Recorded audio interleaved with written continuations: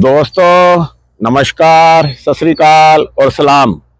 आज मैं आपको एक ऐसे भारतीय योद्धा की कहानी सुनाने जा रहा हूं जो कि कनाडा के जंगलों में उसका युद्ध हुआ था। उस भारतीय योद्धा का एक काले भालू के साथ में आमने सामने की हाथों हाथ निहत्थे उसकी लड़ाई हुई थी और इस लड़ाई में उस काले भालू के द्वारा उस भारतीय योद्धा को मार गिराया गया था। और यह ज्यादा पुरानी घटना नहीं है। जिस प्रकार भारत के अंदर कई तरह की स्टेट मिलती हैं, जैसे कि बिहार स्टेट है, पंजाब स्टेट है और तमाम और कई तरह की स्टेटें हैं, जम्मू कश्मीर है, उत्तर प्रदेश है, तमिलनाडु है, केरला है, ऐसे ही कनाडा में भी स्टेटें हैं, जैसे ओंटारियो स्टेट है। और ये जो भारतीय योद्धा की इस जंगली काले भालू के साथ जो युद्ध हुआ था, अंतिम युद्ध, वो हुआ था सस्कैचुअन नाम के ही एक स्टेट है कनाडा के अंदर। ये जो सस्कैचुअन है ये भारत से करीब 11,500 किलोमीटर दूरी के पर पड़ता है। और अगर टोरंटो की बात करें, जहां मैं रहता हूं, टोरंटो शहर से ये सस्कैचुअन का जो इलाका, जहां पर इस जंगली भालू के साथ में उस भारतीय युवक की कुश्ती हुई थी, युद्ध हुआ था जंगल के अंदर, वो जगह करीब 2000 किलोमीटर की दूरी पर है। ये जो भारतीय युवक था यह 27 साल का था और यह रहने वाला था केरला का। भारत से करीब 11,500 किलोमीटर दूर और टोरंटो से करीब 2000 किलोमीटर दूर एक भारतीय योद्धा युवक अपने सपनों को पूरा करने के लिए नॉर्थ सस्कैचुअन के जंगलों में संघर्ष कर रहा था। ऋषिकेश कोलोथ उस युवक का नाम था। जो ऋषिकेश कोलोथ था वो भारत के केरल राज्य का रहने वाला 27 साल का एक नवयुवक था और एमएमए का वो फाइटर था।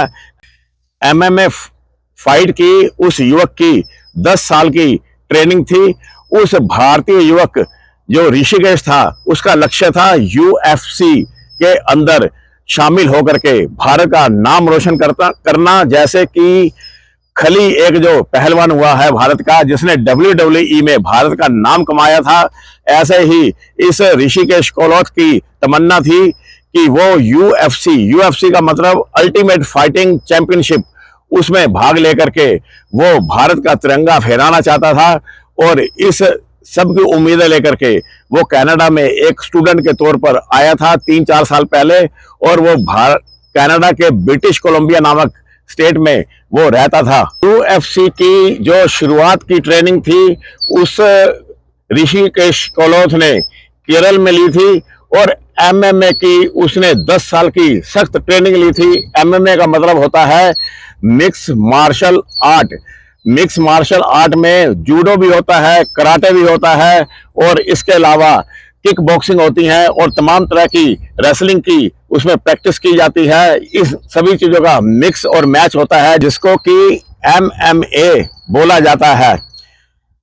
वो वर्ल्ड क्लास फाइटर बनना चाहता था, उसको बॉक्सिंग की भी पूरी ट्रेनिंग थी और फाइटर बनने के लिए वो कनाडा में आया था अपनी किस्मत आजमाने के लिए और भारत का तिरंगा फहराने के लिए। लेकिन जो कोलोथ था, ऋषिकेश कोलोथ, उसकी किस्मत में लिखा हुआ था एक भालू के साथ कुश्ती करनी, फाइट करनी, और वो भी कनाडा के दूर दूरस्थ बीहड़ जंगलों के अंदर में। दरअसल में ये जो ऋषिकेश कोलोथ था ये अपनी जीविका को, अपने सपनों को पूरा करने के लिए एक यूरेनियम खोज करने वाली जो कंपनी थी, जो कि ब्रिटिश कोलंबिया एक स्टेट है कनाडा की, वहां की बेस एक कंपनी थी और उसके अंदर वो नौकरी करता था बतौर टेक्नीशियन।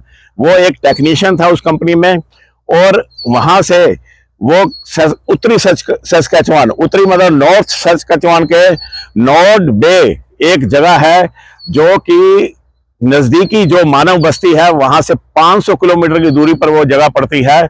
उस नॉर्ड बे के जंगलों के अंदर उस कंपनी के द्वारा कैंप लगाया गया था और कंपनी के जो कर्मचारी थे उनका काम था कि यूरेनियम की धरती के अंदर से खोज करना। आधुनिक मशीनों की सहायता से ये जो टेक्नीशियन होते हैं ये जमीनों में ड्रिलिंग करते हैं, मिट्टी के सैंपल लेते हैं और ये जो ऋषिकेश कोलोथ था ये मिट्टी का सैंपल लेकर के अपने वैज्ञानिकों को आगे भेजता था और उसमें से वो यूरेनियम की मात्रा की पता करते थे और इस प्रकार वो एक टेक्नीशियन के तौर पर काम कर रहा था। लेकिन यह उसका अंतिम लक्ष्य नहीं था।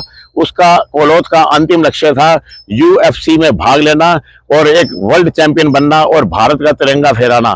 और इसलिए वो जो ऋषिकेश कोलोथ था वो दूर जंगलों में उस कंपनी के लिए काम करता था। ऐसा ही एक अभागा दिन था 8 मई सन 2026 का। आज से यानी करीब 2 महीने पहले की बात है। और ऋषिकेश कोलोथ ऐसे ही उत्तरी सस्केचुआन के भयानक जंगलों के अंदर नॉर्थ बे के इलाके में उस दिन अपने काम पर गया था अपने 2 साथियों के साथ।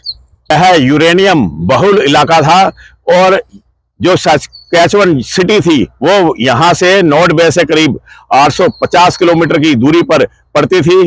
और जिस जगह पर ऋषिकेश कोलोथ काम कर रहा था उसके चारों ओर सप्रूस के, पाइन के, चीड़ के पेड़ों के घने जंगल थे। उन घनघोर जंगलों के अलावा वहां पर विशाल झीलें थी, दलदली इलाका था, मीलों तक फैली हुई वन निर्जन वन भूमिया थी। ना कोई वहां पर सड़क थी, ना कोई वहां पर गांव था। नजदीकी इंसानी बस्ती भी करीब 500 किलोमीटर दूर। ऐसे घनघोर जंगल में ऋषिकेश अपने 2 साथियों के साथ जमीन में ड्रिलिंग का काम कर रहा था। यह इलाका आम लोगों के लिए नक्शे पर केवल एक बिंदु भर है, केवल एक बिंदी की तरह ही नजर आता है, लेकिन जंगली जानवरों के लिए यह इलाका तो उनका घर था। यहाँ के जंगलों में काले भालू मिलते हैं, ग्रिजली भालू मिलते हैं, लिंक्स मिलता है, मूस मिलते हैं, कैरिबू मिलते हैं, भेड़िए मिलते हैं, कायोटी मिलता है और प्यूमा मिलता है। ये जो भेड़िए होते हैं ये भी इंसान के ऊपर हमला कर देते हैं। ये ग्रुप के अंदर रहते हैं और यही नहीं, जो कायोटी है वो भी कभी कभी इंसान के ऊपर हमलावर हो जाता है।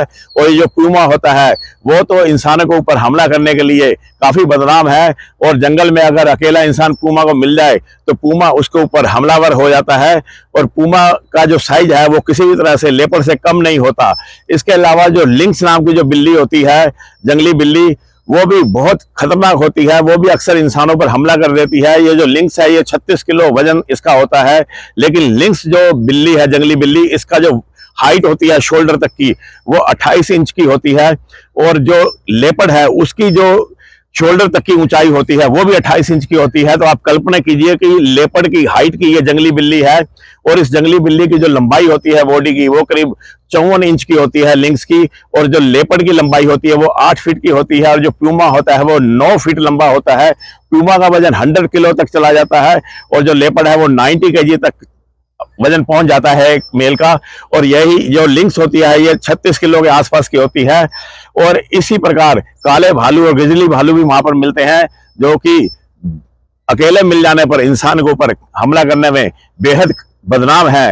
जो काला भालू है उसका जो हमला होता है वो नकली हमला नहीं होता। जब एक काला भालू किसी इंसान के ऊपर हमला करता है तो वो उसका प्रीडेटरी हमला होता है, वो रियल हमला होता है, वो बल्फिंग नहीं होती, वो नकली हमला नहीं होता। जबकि जो ग्रिजली भालू है वो पहले एक नकली हमला करता है, थोड़ा सा डराने की कोशिश करता है, लेकिन काला भालू तो सीधा ही हमला कर देता है।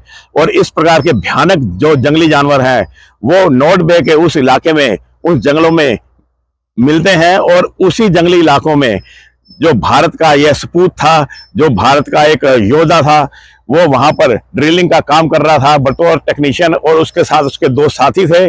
और उस दिन वो सुबह 8 बजे अपने मेन कैंप से निकल करके करीब 2 किलोमीटर दूर ड्रिलिंग करने के लिए गया।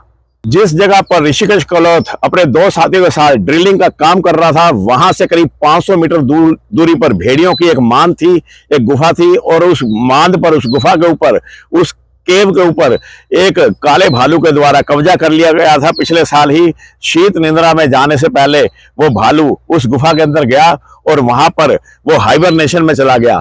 ये जो भालू होते हैं, खासकर ठंडे इलाकों के जो भालू होते हैं, ये हाइबरनेशन का जो प्रक्रिया है, ये भारत के जंगलों में भी जो काले भालू हिमालय में मिलते हैं या भूरे भालू मिलते हैं वो भी हाइबरनेशन में जाते हैं। केवल एक स्लॉथ बियर है जो भारत के गर्म इलाकों में पाया जाता है, वो हाइबरनेशन में नहीं जाता। और हाइबरनेशन में ये जो भालू होते हैं ये अपनी मेटाबॉलिज्म को काफी स्लो कर लेते हैं और अपनी चर्बी से अपनी जिंदगी को बचा करके रखते हैं। और सर्दियों में ये गहरी नींद में चले जाते हैं और बाद में जब सर्दियां खत्म होती हैं तो ये हाइबरनेशन से उठ जाते हैं और तब एक इनका वजन भी कम हो जाता है और ये काफी भूखे हो जाते हैं, लेकिन बहुत ज्यादा आक्रामक और भयानक भी हो जाते हैं, क्योंकि इनको खूब सारा भोजन चाहिए होता है और ये भोजन की आवश्यकता इनको अपना वजन बढ़ाने के लिए जरूरी होती है, क्योंकि प्रजनन के लिए, फीमेल के लिए इन भालुओं में युद्ध भी होता है और उसके लिए वजन को बढ़ाना इनके लिए बहुत जरूरी होता है और अगले साल फिर हाइबरनेशन में जाना होता है, इसलिए अपने वजन को मेंटेन करते हैं। ऐसे में ये भालू काफी खूंखार हो जाते हैं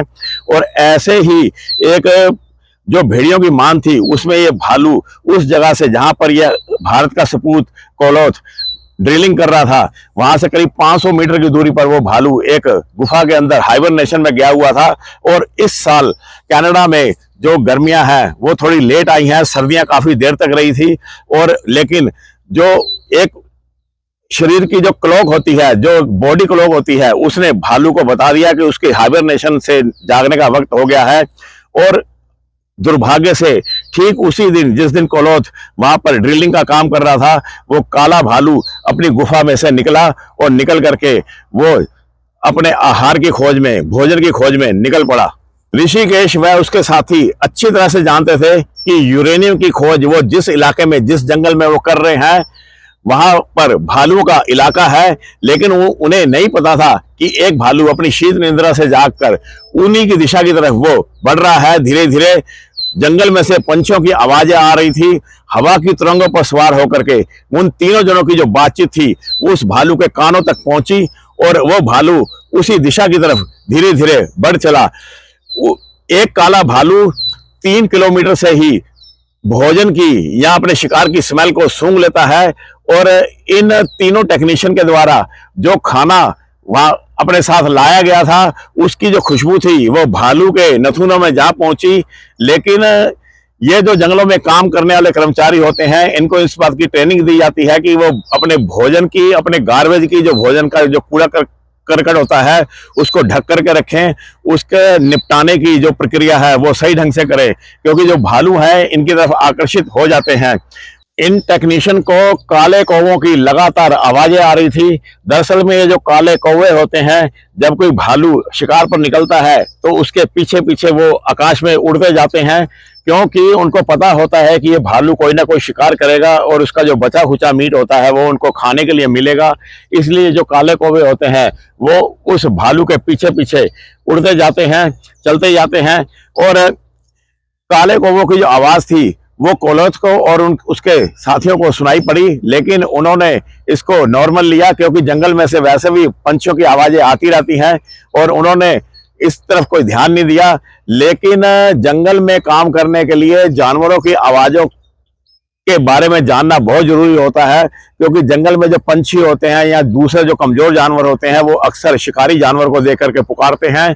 उनकी भाषा को पढ़ना आना चाहिए अगर जंगल में आपको जीवित रहना है। तो वो जो काले कौवे थे वो लगातार चिल्ला रहे थे, बोल रहे थे, और तभी कोलोथ को टहनियों को चटकने की आवाज आई, लेकिन कोलोथ ने उसकी तरफ कोई ध्यान नहीं दिया, क्योंकि ऐसा उनको अक्सर आवाजें आती रहती थी जंगल में जब वो काम करते थे। उन्होंने सोचा कि हो सकता है कोई कायोटी हो या कोई हिरन होगा या खरगोश भी हो सकता है, लेकिन जो टहनी चटकने की आवाज थी वो कुछ पलों के बाद दोबारा से आई, और जब इस बार जो आवाज आई वो बिल्कुल पास में कोलोथ को पीछे की तरफ से आई थी, ऋषिकेश को। तो ऋषिकेश कोलोथ ने जब पीछे मुड़ करके ऐसे देखा तो उसने देखा कि उससे केवल 20-25 फीट की दूरी पर एक काला भालू उसकी दिशा की तरफ चला आ रहा है, और जो ऋषिकेश कोलोथ था वो काले भालू के सबसे नजदीक था।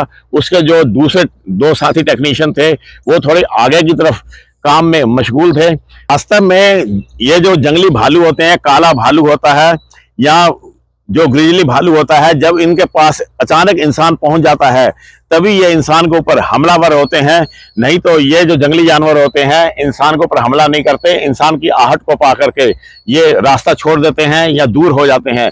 लेकिन ये जो भालू था ये तो खुद चल करके ऋषिकेश कोलोथ की तरफ आया था, उसको अपना शिकार समझ करके। और जैसे ही ऋषिकेश कोलोथ ने पीछे मुड़कर देखा, भालू उससे 20-25 कदम की दूरी पर था। उसने जोरों से शोर मचाया तो उसके जो दोनों साथी थे वो भी भालू की दिशा की तरफ देखने लगे। उसमें जो भालू था वो झाड़ी के अंदर छिपा हुआ था, लेकिन उसका जो फेस था वो बाहर था। और जैसे ही उन्होंने शोर मचाया तो वो जो काला भालू था वो तुरंत झाड़ी से बाहर आ गया और बाहर आकर के वो सीधे ही दो पैरों के ऊपर खड़ा होकर के उनको देखने लगा। भालू की जो आंखें थी वो बहुत ही खूंखार आंखों से देख रहा था और ये एक नॉर्मल स्थिति थी। भालू जो होता है वो अपने दुश्मन को या अपने शिकार पर हमला करने से पहले वो खड़ा होकर के उसको देखता है, उसकी ताकत को तोलता है। और यहाँ पर ये एक भालू जो कर रहा था ये उसकी नॉर्मल स्थिति थी। नॉर्मली भालू ऐसा ही करते हैं, और लेकिन ये जो नॉर्मल स्थिति थी ये एक ही पल में खतरनाक बन गई। और जो भालू दो पैरों पर खड़ा था वो तेजी से एक ही साथ ऋषिकेश कलोथ की दिशा की तरफ भागा, और 15-20 जो कदम का फासला था वो होता ही कितना है, 2-3 सेकंड में ही जो भालू था वो ऋषिकेश कलोथ के पास जा पहुंचा। और ऋषिकेश कलोथ के पास तो 10 साल का एक्सपीरियंस था फाइट का। पहले तो ऋषिकेश कलोथ ने भागने में ही भलाई समझी, और ऋषिकेश कलोथ था वहां पे जो मशीनें पड़ी हुई थी जिससे बोरिंग कर रहे थे उसकी ओट में हो गया। जब ऋषिकेश कलोथ उस मशीनों की ओट में हो गया तो वो जो काला जंगली भालू था वो ऋषिकेश के पास आ गया, और पास आकर के वो दोबारा से अपने दोनों पैरों पर खड़े होकर के ऋषिकेश के ऊपर हमला करने के लिए तैयार हो गया।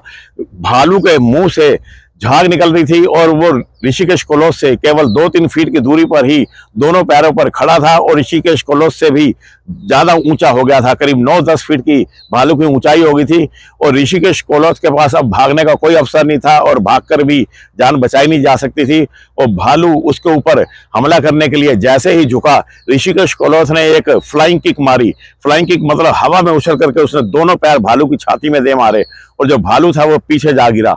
कोई नॉर्मल भालू होता तो वो इस तरह से किक खा करके नीचे गिर करके अवश्य वहां से भाग जाता, लेकिन वो भालू का प्रीडेटरी हमला था। वो भालू शिकार करने के लिए आया था, और वो 4-5 महीने की हाइबरनेशन से उठा था और भूखा था, और भालू ने तुरंत जो ऋषिकेश कलोथ थे उसको एक जोरदार टक्कर मार दी। इस बार भालू ने अपना पैंतरा बदल लिया, उसने अपना दाव बदल लिया। वो खड़ा नहीं हुआ, उसने खड़ा होकर देख लिया था कि पहले वो खड़ा होकर के ऋषिकेश कलोथ के मुंह के ऊपर हमला करना चाहता था। ये जो भालू होते हैं ये अक्सर इंसानों के चेहरे पर हमला करते हैं और दांतों से काटते हैं, नोचते हैं और अपने पंजों से वार करते हैं, और इसीलिए वो काला भालू पहले पिछले पैरों पर खड़ा हुआ था।